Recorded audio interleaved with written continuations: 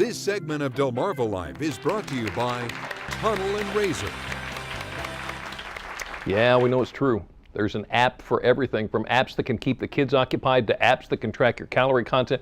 There is even an app that will show you how to annoy your teenager. Technology has certainly come a long way, and it can even help you save on some stress. Joining us today to tell us how is Carly Knobloch, who is a lifestyle technology expert. Carly, thank you so much for joining us. There really is an app for everything. Even when we're traveling, there's one that can help us pack? Absolutely. There is a whole suite of apps that I use to help make my travel experience much more smooth, much less stressful, and to really make it easier to get from point A to point B, starting with packing. There are great apps. One's called Travel Lists that I especially like, and it just keeps lists of different kinds of travel experiences that I have and the packing lists that go with them. So, you know, if you're doing a very repetitive kind of business trip that you do all the time, sometimes you just don't want to have to think too hard about, oh, I forgot something this time. You just keep a list of everything that you normally bring, and then it's so easy to pack and quick. Same with traveling with kids. Of course, that's a very different list, and you just want to make sure that you don't forget anything, because that can sometimes be devastating depending on what you forget.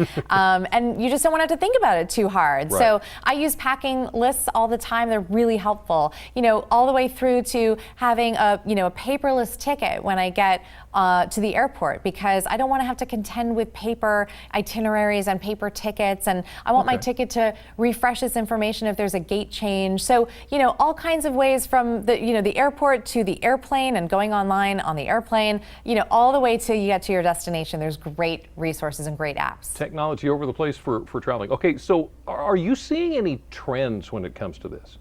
Absolutely, and one of the hugest trends is going online in air. More than half of all the U.S. commercial flights right now have connectivity. Not many people know that. So chances are, when you get on a plane, it is wired, and you can go online with a couple of taps or a couple of clicks and be checking your email and surfing the web and enjoying the internet like you do when you're on the ground. And so I think that's a huge trend. There's more and more flights being added each day. The service is getting faster and faster each moment. The rules are changing and evolving to support that kind of behavior, and so it's something that people really should, look into, so that they can stay connected with the people that are on the ground that they care about, and maybe need to know where they are, and are maybe going to pick them up from the airport. And so it's nice to have the option to sort of stay in touch. Okay, so I'm planning my spring trip here, and I'm always getting backed up. They're at the counter, they're wanting to weigh my luggage. Is there something here that can help me out? Absolutely. So there are great apps and gadgets that can help you weigh your luggage so that you don't get stuck at the ticket counter having to repack and move things from bag to bag.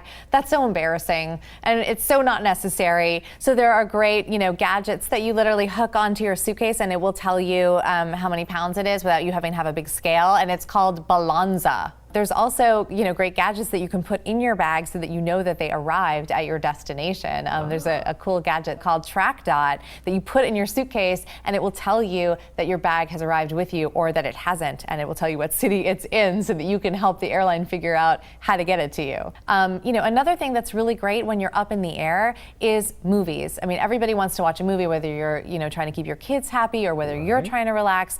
We used to have to bring these DVD players with us. Or premeditate, bringing something on a hard drive. Now you can use a service called GoGo Vision, which allows you to rent movies, choose from hundreds of titles, kids stuff, grown-up stuff, and watch it on the device that you brought with you on the plane. So you're suddenly, your tablet or your laptop becomes this theater, and you don't have to think about it in advance. For a very nominal fee, you don't even have to pay to use the connectivity of GoGo in-flight to use that.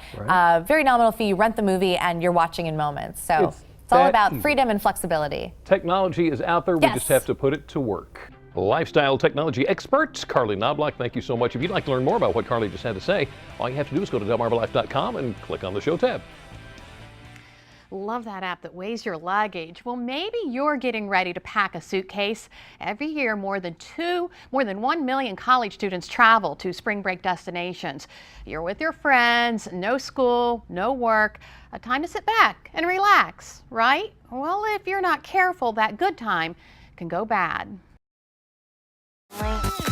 Spring break, great time to let loose and relieve some stress. It's a nice break from the stress of school. I'm gonna get like wasted. But don't let your guard down. It's also a perfect opportunity for sexual predators, identity thieves, and, well, bad judgment, like binge drinking. Studies out of Johns Hopkins University show college students who binge drink are more likely to have unsafe sex and to contract STDs than those who don't. And because spring break sites are notorious for underage drinking, sexual predators roam them, usually armed with date rape drugs. Added to just one drink, the combination could cause reduced inhibition, sleepiness, and memory loss. Other spring break predators to watch out for: identity thieves. The Department of Justice reports 16 to 24-year-olds are most likely to experience attempted or successful identity theft. So that's what our kids have to keep in mind over spring break. What about us, the parents? We have to be careful too, because if our kids get into trouble, that very well may get us into trouble. And joining us today to tell us more is attorney Kelly Geloff, managing partner with the Tunnel and Razor law firm in Sussex County. Thanks for coming in this afternoon. Thanks for having me. So Kelly, whether our kids go for spring break or if they go to senior week, even just a weekend, how much responsibility, legal responsibility, do I hold? Well, it depends on the scenario, but especially if the child is a minor, anybody over 18, which we know in college there are some 17-year-olds, and then of course there's the senior week that a lot of seniors in high school have. If they are under 18, you as the parent or the guardian are responsible for their behavior or anything that they incur as far as monetary damages or injuries on another person, those kinds of things. It's almost as if you, the parent, stand in the shoes of that minor child. And then with regard to the adult children, if you let them take your vehicle and they're in an accident and there's not enough insurance coverage, they can pursue you, the owner, as the parent as well. And if you're the one that gets them set up in a hotel room and they cause damage there, you can be responsible for that as well. Well, let's go back and talk about the car. So the car's in my name. I let my child take it to spring break, and then he or she gets in an accident. Am I liable? You are potentially liable. Most likely liable in some way in that you are the one that owns that vehicle. You are the one carrying insurance on that vehicle. What you have to be very careful of is if you were one of those parents that were trying to reduce your insurance coverage, insurance premiums, by having your child excluded as a driver and maybe have them on another car. But if you let them take your vehicle where they are excluded and they are then in an accident or something else happens with regard to that, you are potentially exposed completely because insurance coverage will probably not take care of you. If you have them excluded, you're not going to have insurance on that vehicle. Then you become personally responsible since you owned that vehicle and allowed your child to go forward with that. Right, right. Okay, so we talked about the car. How about the room? A lot of kids go to senior week and the parents end up booking the room for them because the kids are too young. That could spell trouble too, couldn't it? It could. Many parents who do that know their child very well. Oftentimes their child is not the one that's making bad choices. They really are going there to have some fun. However, we all have children that have friends that maybe aren't that way, or your child isn't really what you think they are when they get away from you. If they end up having a party or they have children within that room that is under your name and they are under 21, you can be in trouble. You can get in a lot of trouble with regard to them criminally if they were to cause any kind of damage within the actual hotel room, or if something happened to the other children that are in that room, or I'm saying children, you know, your own child, Right. especially if they're under 21, say what if they died, if they had taken drugs and then they drank within that room, you can become exposed to that. Wow, wow. Okay, so finally, you know, there are legal mistakes that parents make. We think we're doing well for our children, but there are mistakes we make, aren't there? There are that can get you into some legal trouble. Something that does happen more often than I think people realize is, again, you have your own way, anybody has their own way of raising their children. If they're under 21, sometimes you hear parents say, well, they're going to go out there drinking anyway, I want them to do it in the home. Well, that's illegal, and again, if they have friends that come over and you allow them to do it and something happens to them or they leave your home, whether it's your own child or the other child or someone who's under 21, goes out on the road and causes injury, you potentially could be responsible for that as well. That's a typical scenario that happens. But in general, just keep in mind, you need to use common sense. If you're allowing your child to do something that is illegal out in the real world, you just probably shouldn't let them do it. Right.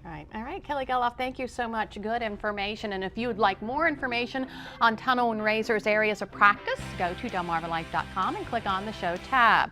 Well, before the kids are at the age when they're running off with their friends for spring break, most of them find fun in dyeing Easter eggs, but it can be frustrating to boil an egg only to find out the shell's hard to peel. We're testing a few techniques on how to get the perfect egg. For instance, should the egg be cold or at room temperature? We'll see what works and what doesn't. That's next. But first, we've been talking about traveling. If you're taking a plane to get away, Dr. Oz has some advice on how you can stay healthy. Hi, I'm Dr. Oz.